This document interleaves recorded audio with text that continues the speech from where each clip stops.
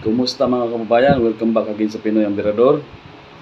Senator Ping Lacson nagsalita na hinggil sa rumor na kumakalat ngayon sa social media o sa mainstream media tungkol sa kanyang pakikipagkita daw kay VP Sara pagkatapos ng proklamasyon.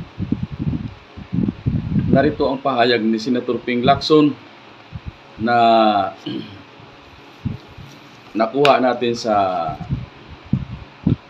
kanyang interview sa DZRH.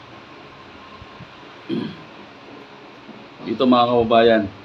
Natin ay si Senator Pamphilo Ping Lacson na mukhang pakaaga iniintriga na hindi pa magsisimula yung trabaho, iniintriga na. Nakikipagpulong na raw siya sa pangalawang Pangulo, bagay na kanyang pinasubalian. Pero ngayon ay mas lilinawin natin, kaya siya ay atin pong kakapanayamin. Senator Ping, magandang hapon. Si Henry Uri po ito at si Karen Oyong. Magandang hapon po, Senator Ping Lacson, sir.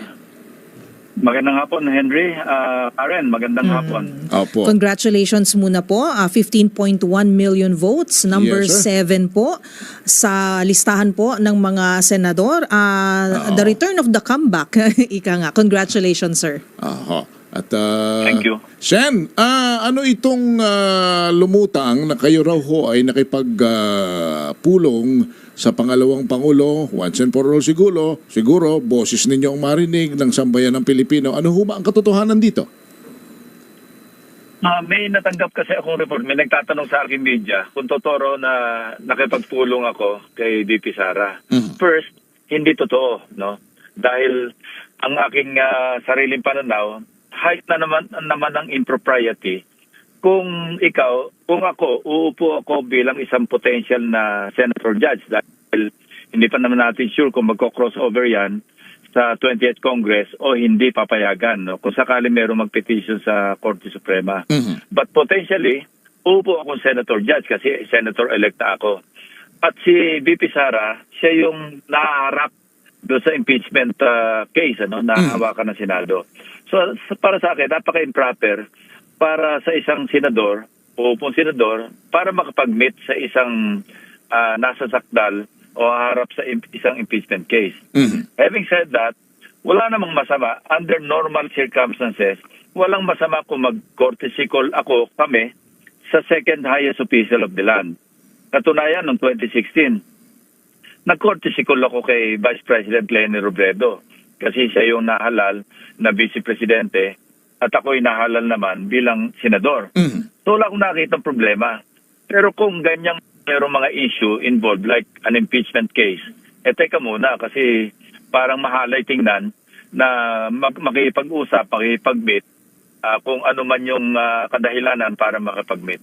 At kahit po may humimok sa inyo, may umimbita sa inyo o may magpayo sa inyo na makipagpulong at magkortesiya tayo sa pangalawang Pangulo dahil sa inyong delikadesa, hindi rin po ninyo gagawin sa mga panahong ito? Yes, ipapaliwanag ko kung bakit. Baka naman kasi ang dating ayaw makipag-meet. So papaliwanag ko lang na hindi sa ganitong pagkakataon at hindi sa ganitong panahon. Aha. But it doesn't mean na disrespectful ako sa Vice President na si Sara Duterte. No? Okay. Senator Ping Lacson, sir, sa tingin ninyo saan nanggagaling po itong mga usapin na itong mga umuugong-ugong na balitang ito? Gayong yun nga po ay katatapos lang ng eleksyon, kayo po ay raring to and preparing of course to work. And wala naman pong mga ganitong issues before na nalilink po kayo sa mga ganitong mga issues with VP Sara or kung ano man po with the Dutertes. Sa tingin niyo po, saan po nanggagaling ito? Hindi importante sa akin kung saan nanggaling. Ako, idea kung saan nanggaling. Pero the fact na meron nagtanong sa akin mismo na isang hindi nga reporter just nagbe-verify kung totoo na nakipag-meeting ako kay VP Sara. So, sinabi ko, tahasan, hindi. Kasi nga, hindi proper. At sa ng delikadesa, hindi nararapat na makipag-meeting. Dahil nga, doon sa mga circumstances na binanggit ko kanina. So news editor pa, tama po ba? Medyo naputol po kasi yung signal. Ng isang news outlet. Oo. Aha. Pero Senator Ping, itong pagiging pagsaltang muli ninyo sa Senado, kayo ay haharap na bilang Senator Judge ng Posible, impeachment no? na iniharap po laban sa pangalawang Pangulo.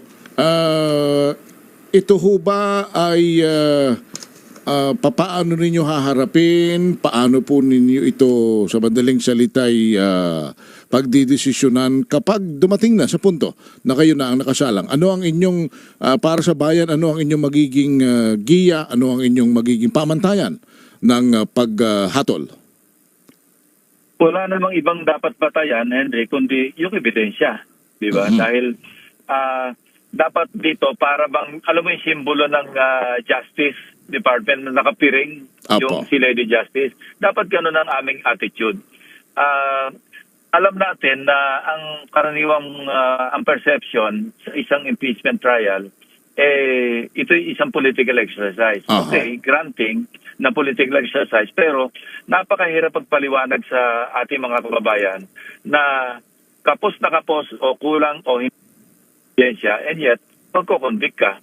On the other hand, napakapangit din, napakahali naman tingnan na kitang-kitang ebidensya, napakaliwanag, tapos mag-a-acquit ka. So dapat yun ang maging panuntunan namin lahat, kaming 24 senators na uupo bilang senator judges, na ebidensya na lang ang tingnan namin. Isa-isang tabi na lang muna namin yung mga political alliances pagdating sa impeachment trial. Hindi ho makakaapekto ang anumang political parties kung kayo man ay nanggaling sa alyansa. Wala pong magiging bearing ito sa inyo pong pagdidesisyon? Wala. Definitely wala. Absolutely wala. Walang bearing. Okay. Pero ito pong mga usapin kasi ng impeachment, ito pong mga usapin po ng rift po sa pagitan ng dalawang pamilya po na nagdo-dominate po sa ating political scene dito sa Pilipinas. Senator Ping Lacson, sir. Sa inyo pong palagay, meron po kasi kaming political analyst na na-interview. Sabi niya, itong mga issues na to ay kumbaga natatabunan po yung mga mas importante at mas mga kumbaga it's also an important issue, but also para po sa mga ordinaryong mamamayan na malapit po sa kanilang sikmura, dapat po ang tututukan ng ating mga mambabata. Sa inyo naman pong palagay, bilang senator po ng incoming 20th Congress, paano po ninyo naman to haharapin na babalansihin itong mga issues na ito, both yung political and also yung mga practical and yung mga issues po ng mga ordinaryong mamamayang Pilipino? Namang pagsabayin na magpe-perform pa rin kami bilang mga senador, bilang legislative body. At the same time, hindi namin pwedeng talikuran yung constitutional duty dahil hindi kami mag-aakto bilang Senate, bilang impeachment court. Magkaiba yun Kaya pwede namang balanse pag-usapan namin sa focus kung ano yung i-allocate namin oras para sa impeachment trial at kung ilang oras naman ang i-allocate namin within 1 week, within the week, para sa aming legislative duties o functions. Okay. Sen, ano ang inyong mga priority measures, bills, na haharapin po ninyo ngayon, diretso na doon sa tanong ni Karen, na malapit sa sikmura ng ating mga kababayan na gustong-gusto po ninyong panukala at mapagtibay? Unang-una, yung 4Ps, kasi alam mo yung Pantawid Pampamilya Program, cover dito ng batas, Republic Act 11310. So ito, data-driven, pinag-aral concern sa pagdidistribute ng ayuda sa ating mga kababayan. Pero nagsulputan yung iba't ibang klaseng ayuda. So ngayon, as we speak, nagpapadraft na ako sa aking prospective legislative staff ng amendment, mag-introduce ng amendment doon sa Republic Act 11310 para i-expand na lang yung coverage ng 4Ps para sa ganun, nakasalala ito sa mga datos, data-driven. Hindi yung may AKAP, may MAIT, may AIX, meron tupad, na walang pinanggalingan, walang datos na pinagbabasihan, kundi kung sino maituro at kung sino yung inaakala ng mga mambabatas, yung pa isang mali kasi bilang mambabatas, hindi kami pwede mag-implementa ng mga proyekto. Pag kami nakapaglagay na ng item sa budget na nalagyan ng karampatang halaga, wala na kami pakialam doon, kundi mag-exercise na lang ng oversight kung tama ang pagpapatupad ng national budget o Opo. yung General Appropriations Act. Hindi kami pwede. Ang nangyayari kasi, tulad nito sa 2025 budget, napakaliwanag na nagulat ka ako kasi yung 26 billion no, na inalis na nila doon sa both versions. Opo. Pero nirestore sa BICAM at ang sabi, pagpaparte-partihan na lang nila 21 billion sa House, 1 billion sa Senate. So hindi dapat ganon. Saka hindi lang improper, mukhang illegal na ganon ang gagawin. Kasi sabi ko nga, hindi naman pwede kami mag-implementa. So Opo. dapat i-correct na lang natin, i-consolidate, i-integrate under 4Ps dahil ito ay may batas na pinagbabasihan yung lahat ng pwedeng masaklaw at para maiwasan din yung duplication. So in other Para words, may lagay sa ayos. yun hong mga beneficiaries ngayon ng 4Ps, ikakawing lang doon yung mga Pilipino na nangangailangan din. Hindi naman magiging exclusive lang sa 4Ps, yung AX, yung AKAP, yung tupad. Hindi naman. I-expand pa nga ninyo. I-expand pa Aha. para lang ma-streamline, maiwasan yung duplication at maisama na yung mga ibang, kasi ang component naman ng 4Ps merong health dyan, nutrition. So pwede mong incorporate yung MAIF na hindi lang sa nutrition ng mga bata, kundi pati yung medyo may edad na. Yung sa education naman, may component ng pang-edukasyon yung 4Ps, pwede mong isama doon yung kung ano man yung nararapat doon sa, alam mo, kapusang kita. Pwede mo incorporate. Pero at least man lang, may say yung mga ahensya kung sino yung, kasi mahirap pagka wala ka talagang listahan na ang pinagbasihan, yung talaga nararapat bigyan, nagiging discriminate, di ba? Yung napaka-discriminatory yung pagpili ng mga bibigyan. Kanya nga ho, Senator, ng mga ayuda. na sana ho magamot ninyo at matuklasan ninyo at mabigyan ninyo ng solusyon yung isinusumbong sa amin parati na pag malakas ka lamang sa tagalista, saka ka makakasama sa ayuda. Pag hindi ka daw makalakas sa tagalista, kawaawa ka. Yun nga mawawala kasi dadaan to sa mga ahensya na talaga sasalain nila based doon sa, kaya nga meron tayong national ID.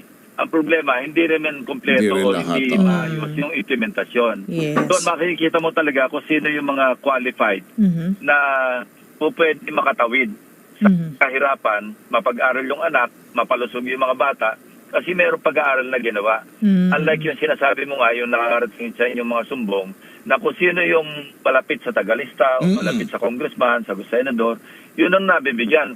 Kaya nga naging parang